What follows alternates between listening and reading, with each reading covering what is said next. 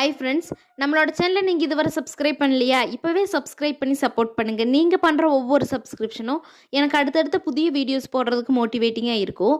Morning தோட்டத்திலேருந்து கிடைச்ச இளநீரை குடிச்சிட்டு அப்படியே மார்னிங் பிரேக்ஃபாஸ்ட் மதியம் லஞ்சுக்கான ஒர்க் ஸ்டார்ட் பண்ணியாச்சு. இந்த கிளைமேட்டுக்கு ஏற்ற மாதிரி கொள்ளு குழம்பு தான் செஞ்சுருந்தோம். கடைசியாக தாளிப்பும் கொட்டி குழம்பு ரெடி பண்ணி இறக்கியாச்சு.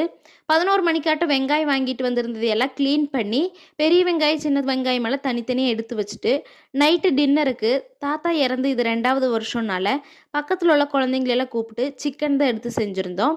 சிக்கனை நல்லா வேக போட்டுட்டு உப்பு மஞ்சள் தூள் போட்டு வேக வச்சுக்கலாம்.